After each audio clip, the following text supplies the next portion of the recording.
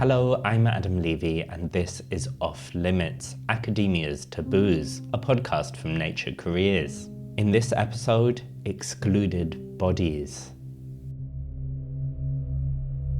Often academia is portrayed as a purely cerebral field, one where the best and brightest brains rise to the top, no matter what. But this neglects the significant role our bodies play too, from painstaking experiments for hours in the lab to conducting grueling fieldwork. And the way academia is set up is not irrespective of our bodies. For some, academia can feel alienating, even impossible as a career path, because research isn't adapted to their needs. This can be, as we'll find out later in the episode, due to physical disability, but it can also be down to size. Discrimination based on size is often so taken for granted that it goes entirely undiscussed. But back in 2022, Nature published a careers feature titled "The Sting of Sizeism in the Scientific Workplace." Theo Newbold is a PhD student in plant pathology at the Pennsylvania State University in the US, who was interviewed for that piece. I was keen to speak to them further about the challenges of being fat in academia, as well as the response they'd witnessed to this Nature feature. I started out by asking, moving through academia, do you ever get the sense that colleagues see or treat you differently because you are a scientist of size? I think so. I really do. But we're not talking about people coming up to me and, maybe making fun of me or talking directly about my weight. It's more in the lack of thought when decisions are being made. For example, the chairs that are purchased for the lab. One of my advisors was new when I joined, and she had purchased these very cute saddle type chairs that I did not fit in at all. It was almost comical, the level to which I did not fit in these chairs. She had never thought that she would have a larger, a fat person or a person of size working in her lab, probably. I don't know what her thought process was, but it wasn't there. So that's just one example. But really, it's mostly showing up in ways where people don't think about fatness in the context of the workplace. And when situations like this do come up, is it difficult to resolve them? Is there an awkwardness in the interaction that leads to resolution, or do you sometimes avoid resolution? It really depends. And I sense a theme that a lot of my answers are going to start with it depends. But in the instance of the chair, I was very conveniently comfortable with my advisor. I'd known this person for a period of time. And so I felt very comfortable advocating for myself. And so I didn't feel awkward or uncomfortable. So it was a very positive interaction. But it's not always that way, unfortunately. Could you maybe give an example of a time when it's been harder to resolve this oversight? Yes. Instances of not fitting in desks is very, very common. And I don't think that you have to be someone of substantial size to have this issue, because at least in the States, a lot of the desks are very old. So the gap that one has to squeeze into to sit at most of these desks is very small. Oftentimes I have to sit in what we call like the ADA compliant desk, which is so you can usually put people who use mobility aids can sit there. But there has been cases, there is a person with a mobility aid who needs to use that chair. Either the situation's very awkward where I have to ask the professor, can I have another chair? Maybe I don't, oftentimes I don't feel very comfortable, especially early on in the course, doing that. And so I'll usually either squeeze myself into the desk and like suck my breath in as far as I can and hunch over and like hope that hope that and everything's fine. Or I sit on the floor. And when they ask me why I'm sitting on the floor, oftentimes I say, oh, it's easier for me to focus, rather than focusing on my weight, because there's, 30 plus people in a room now staring at me. So that's sort of the instance where things are awkward or uncomfortable, or at least have been for me. Well, how does situations like this impact you and impact your sense of, I guess, inclusion within academia? I think that these particular instances are not unique to academia.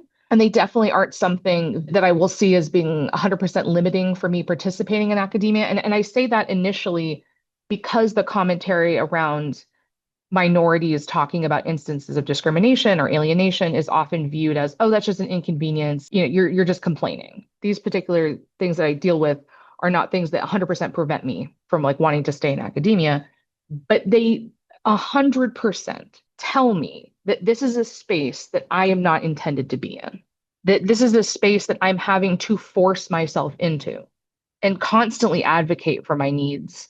Because whether it's structurally things like the desk or the chairs or people's perceptions of fat people and the way in which they communicate that, whether that's directly or indirectly, make me feel like this is not a space that I should be in.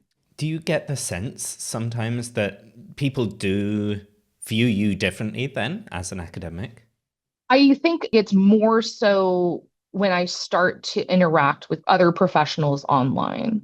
I've definitely seen people make comments about other fat people in their labs or their workplaces, talk about how they wouldn't hire a fat person because they're lazy.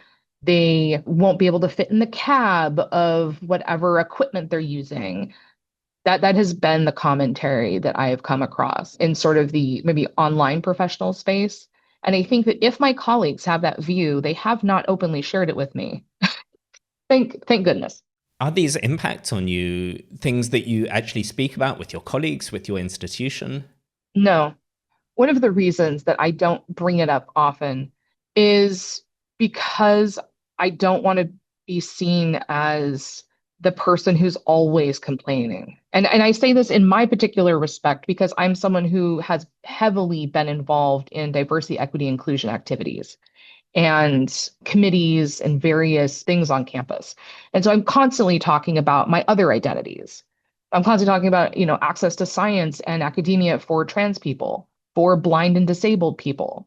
And my fatness, because it has been or is something that is so quintessential in my life and that I have learned to make changes, and advocate for myself in those ways, like I don't think about bringing it up. And if it comes up, I usually sort of swallow whatever thing I was going to say because I don't want to be perceived as the complaining fat person. Now, you have actually spoken with Nature before through a feature that was published in 2022.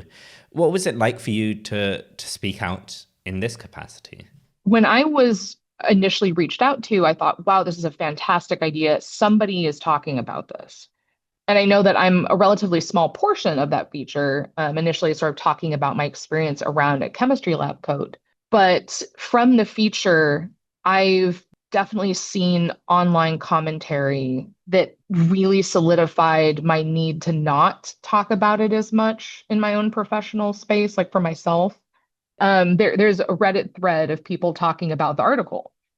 And this is one of those places where I heard people talk about, oh, I would never hire a fat person. And specifically in regard to me, they said, if you can't put up with not getting a lab coat, you're never going to succeed in your PhD. You're too soft. And so when I read those comments and I thought about the fact that, I was just sort of sharing my experience for this article and the way that it was perceived as being a complaint rather than about a serious issue that really not only made me feel excluded from my academic space, but also inhibited my ability to like do my coursework. It made me feel really bad. And it almost made me go quiet more so than it may have before. On the flip side, though, have you, over the years, perhaps in connection to that feature, been able to find any community, any network of people, of academics going through similar experiences? I have not. My academic space is very much full of straight sized people. And if they are heavier people, they're heavier people who are focused on their weight loss. And so it was about being fat in the moment and not about their experiences in their fat body in academia and trying to find fat liberation or fat acceptance or, trying to create an environment that was more conducive to them. It was sort of this temporary state of being. And it's very challenging to find community and talk about issues of living as a fat academic and what we need and the sort of advocacy that we need when people only view their fatness as temporary or as something that they need to get rid of. And I just could never and cannot be in community with people who are in that headspace because I'm a fat person and have been a fat person always. And my fatness is not temporary. And it is the way that I move in the world constantly, whether I am a bigger fat or a smaller fat, I am always fat. What you described, though, Theo, it sounds somewhat isolating, I suppose. You know, you're describing something that impacts you a lot, but don't have the people in your life you can share that with and just vent with about it. Certainly is true. I deal with it in other ways. So I have a fabulous therapist who is very much body positive and understands a lot of the struggles. And I also turn to other community spaces. So I'm trans and disabled, and so I turn to the queer spaces, and I turn to disability activist spaces. And there is always an overlap in the fat experience and the disabled experience because being fat in spaces that aren't designed for you is disabling by definition. So I find community in other ways. How would you want to see academia changing so that the academics of the future don't have to deal with the things you've had to deal with? Part of that is universal design, which is this concept that everything we do is intended to make things accessible to all people. So it's not just necessarily about, my fatness, but it would be around people with mobility concerns or ability to hear or speak or move, any of those things. So the spaces would be more universally accessible for people. Talking about fatness as part of, specifically in the States, we have like DEI or diversity, equity, inclusion training, where oftentimes it's focused on things like pronouns, which are beautiful and important, but also talks about things around disability in the classroom. But we don't ever talk about fatness and things that we need to think about or change in our labs or workspaces to make space for fat people. Instead, fat people are pathologized. So if we can stop pathologizing fatness and see it as a state of being in which we need to create spaces where fat people can be, I think then it will be easier for fat people to exist in science and in academia. And is there a way you would like academics themselves to change their attitudes or to behave in a way that made this topic one that people like you would feel more comfortable to bring up? Part of it is reading. So reading about fat people's experiences, just like we read about, queer definitions and things like that. I think also people changing the way they view their relationship with fatness will change the way they interact with their fat colleagues. Because if you don't view your existence in fatness as being temporary or as being something you're trying to avoid, you will think more about how to make spaces more accessible or inclusive for fat people. And that isn't just literally having the right chair or having a lab coat. That might be the way that you frame your communication with your mentees. So really a part of it is people reframing how they view fatness. And the best way to start is by reading about fatness. And if you are comfortable and have fat friends or people you are in community with who feel comfortable with their bodies and talking about those issues, talk to them about what makes them feel comfortable. I think that's helpful, learning from people. That was Theo Newbold. As Theo mentioned, they often encounter situations where it becomes clear that bodies like theirs simply weren't considered. And that's an experience that many academics with physical disabilities also encounter, especially when that disability is not immediately apparent to others, what's often referred to as an invisible disability. Katharine Hubert is a graduate student at the University of Wisconsin Madison, where she researches Hox genes. And she also lives with an invisible disability, an experience that she's shared online.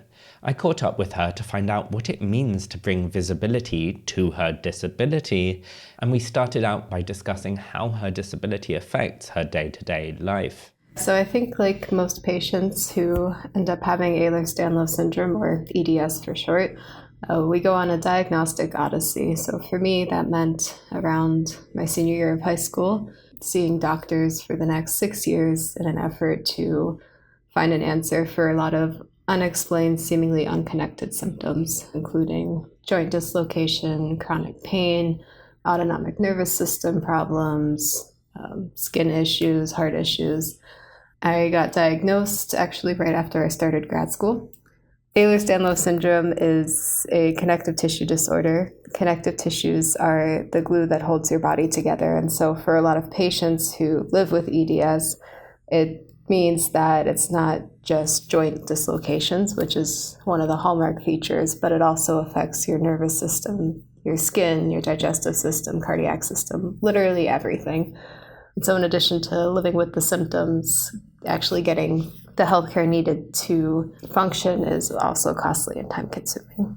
I mean, you've made it very clear there how EDS affects your day-to-day life. Can you explain a little bit about how it affects the day-to-day of being a researcher?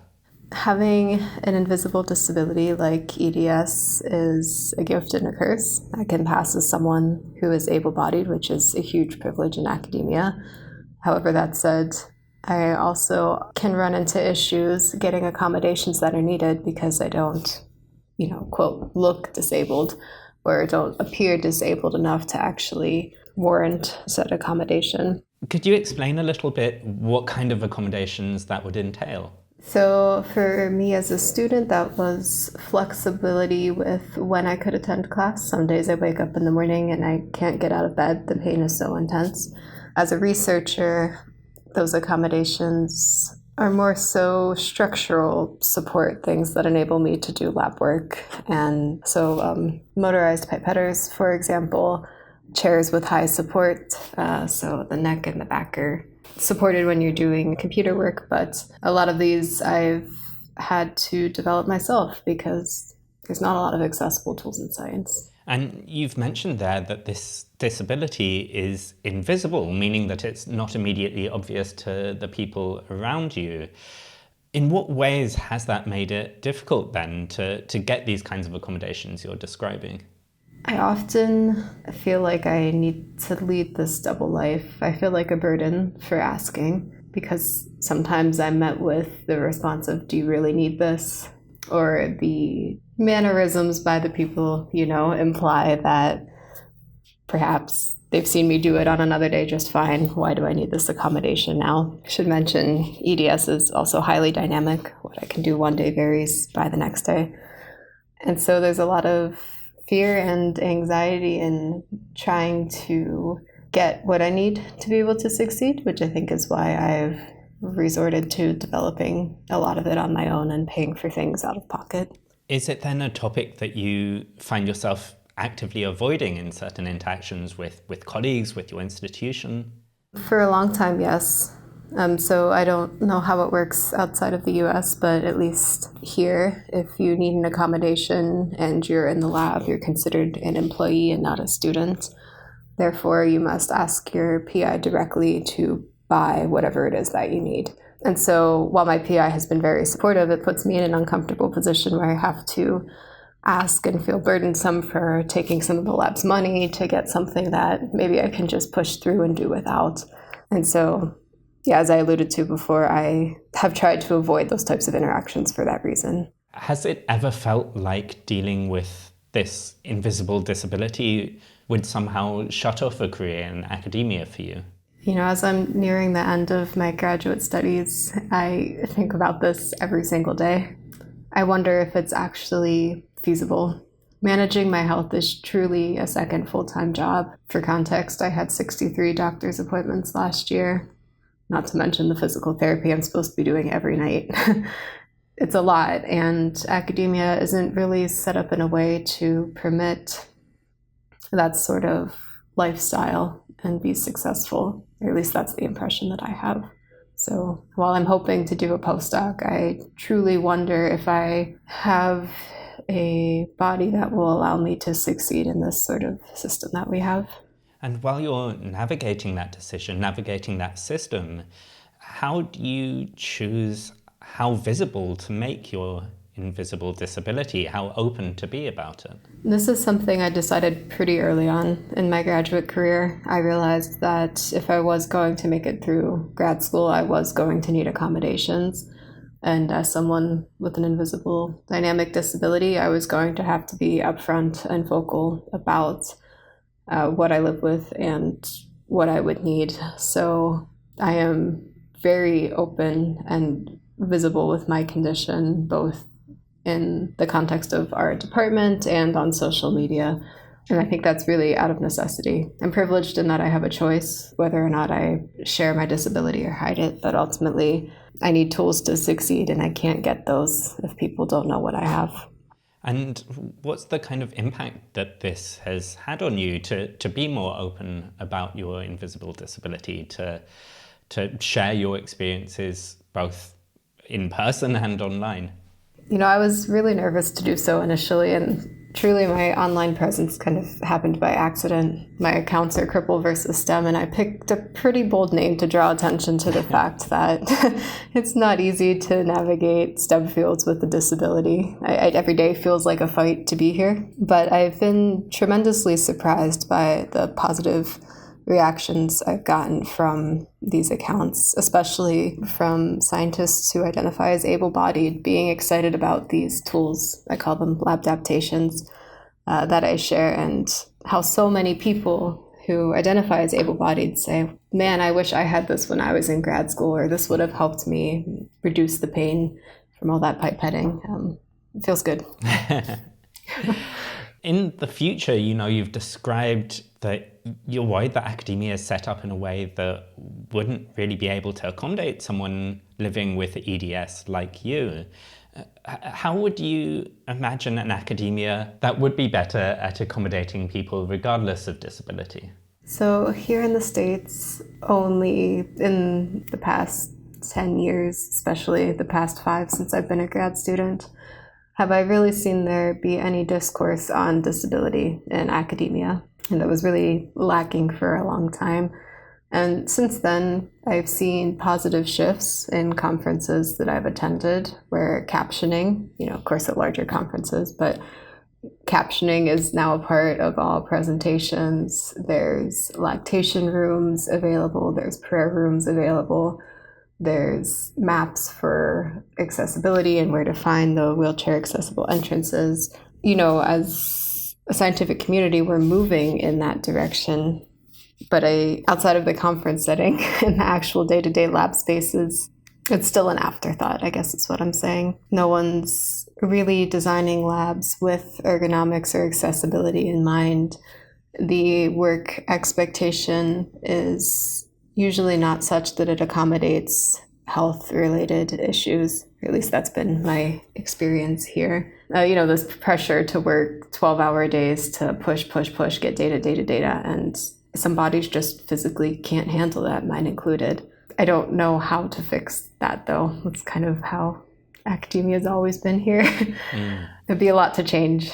And for people listening who identify as able-bodied, what would you like to see them do so that they can be more supportive and maybe more open to their colleagues who are dealing with invisible disability? I think some very simple things are for departmental events or seminars, including things like captioning, or on an RSV form, having a section where you can write down any accommodations you need to be able to attend this event. Those two things take relatively little effort, but do a lot to make people with disabilities, especially invisible disabilities, feel included in these events and not as an afterthought. In the lab setting, I'm a big proponent of having some of these lab adaptations that I found just available and accessible. As I said, I've bought most of them, so they're relatively inexpensive. Tools that really are just improving the ergonomics of lab work, and so have the potential to benefit most everyone who uses them. Things like an Eppendorf tube opener, which reduces thumb strain from repeatedly opening those small, tiny tubes. But by having these tools accessible and available in the lab, you're reducing the stigma associated with using them. It's not just an exclusionary thing that only people with disabilities can use if everyone's using them. And then more broadly, I'd say, I guess if you work with a colleague who identifies as having an invisible disability and they've disclosed this to you, my lab mates in particular have been great in listening and trying to understand what I experience and always jumping in if I need help with mouse work, for example. So I think being receptive and doing a little bit of work on your own to understand would go a long way in making someone feel included and like they could succeed in this sort of environment. Katharine Hubert there. Next week we'll be looking at a subject that is dear to many researchers' hearts, but that is seen by others as fundamentally incompatible with scientific research: religious faith. Religious scientists do feel like they have to hide their faith often. Until then, this has been Off Limits, Academia's Taboos, a podcast from Nature Careers. Thanks for listening. I'm Adam Levy.